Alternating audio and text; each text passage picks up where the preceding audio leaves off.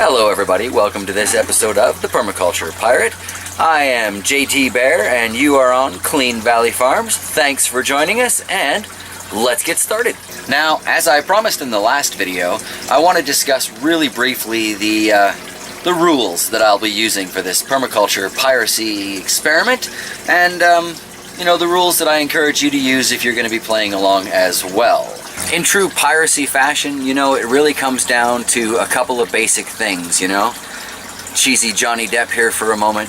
The only rules that matter are what a man can do and what he cannot.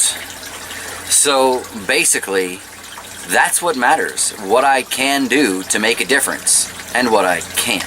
For example, I can garden on Crown land, which for those of you who are not familiar with Canadian terminology means land owned by the Crown, which is funny because we're not part of England, but that's a whole different rant.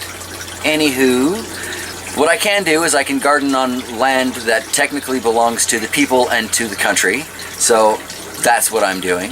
What I can do is I can run around and prune people's trees and bushes for them and try and take cuttings, so that is what I am doing. I cannot afford to go out and buy trees and buy bushes and buy shrubs to put them in these locations where they might be eaten by the wildlife or taken away by the city, so that I cannot do.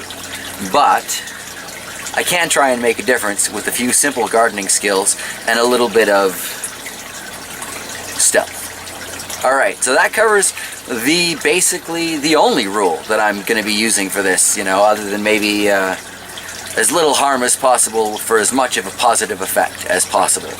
But I'm not sure if that's a rule for this or just kind of a general guideline for my life. So now, the other thing I wanted to cover in this particular permaculture piracy video is let's take a look and see just how those cuttings are doing, because it would be nice to go back to the location and maybe actually take something out there. Once again, it's kind of like trying to find the buried treasure, isn't it? Well, I can see the honeyberries. Let's see how they're doing. Alright, well y'all are sitting on top of the settlement tank right now, so I hope the view is good. I've got a Dixie cup with a hole in it, and another Dixie cup with some fish water, so if there are roots, they'll stay nice and moist. And first pull, I've got roots. Fantastic. That's at least one. Well, the honeyberries looked good, from all the growth on there, so I'm not too surprised by that. Number 2 has roots. Number 3, the one with the label, has roots. Fantastic. How many did I put in here? Number 4. Score at 4. Looking good so far. Okay, and I've got a weed in there. Okay, now what do we? Number 5. Last of this variety. And all 5, pardon me, produced roots. That's fantastic. Alright, so, very exciting. Looks like I've got at least 5 honeyberries that I can mess around with. Might put a couple of those on the property here and take a few of those out to the Permaculture Pirate location. Yarr. Let's see what else I've got. That didn't exactly clear up a lot of space in the aquaponic garden, though, did it? So what's next? I think I've got more of those under the shard here somewhere. There are the results for the second type of honeyberry. Those 2 definitely did nothing, and this one might maybe have a tiny bit of root nubby forming in there. I don't know. Doesn't take up much space though. I think I can put that back into the garden and not have it be a problem. Now is when we start getting into the awkward stretches of all this, which are why I need to rearrange the greenhouse. Those purple plums look pretty dead. They are pretty dead. Alright, well we'll try a different method next time for those.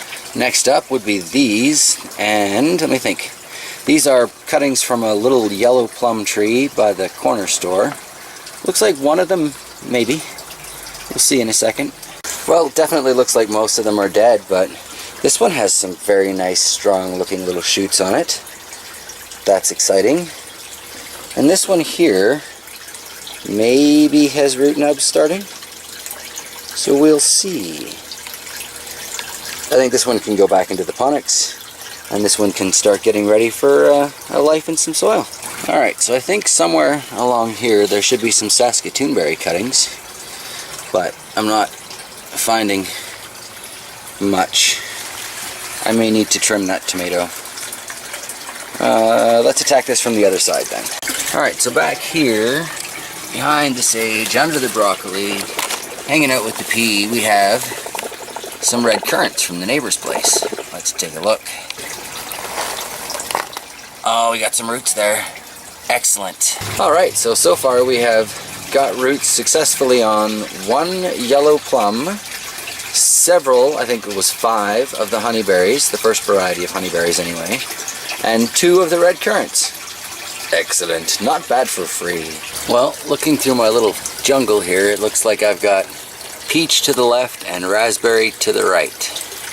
Let's start with the peach. Well, 0 luck with the peaches. Alright, as always next time. And the raspberries look like they've got something going on, but there's really nothing on these, except for this one tiny thin root. So that is fascinating. Alright, some water for those. Alright, well, as much as it pains me, I've cut back the bit that looked like it was trying to produce fruit, and hopefully they'll focus a little bit more on root growth at this point. I don't know. Let me know if you think I should cut this down any further. But it's out in the cup now, so here's hoping for the best. Alright, it sounds like my neighborhood has decided to get crazy busy, and it also kind of sounds like they're going to do a little road work in the alley behind me, so I am wrapping up this particular video. I think next time, hopefully, we'll be heading out to the location to see how it looks, and with any luck, taking a couple of these honeyberries out there and seeing if we can get them started out in their wildlife environment. Alright everybody, thank you for joining me once again. This is JT Bear on Clean Valley Farms, and this has been the Permaculture Pirate series. Have yourselves a fantastic day. Bye.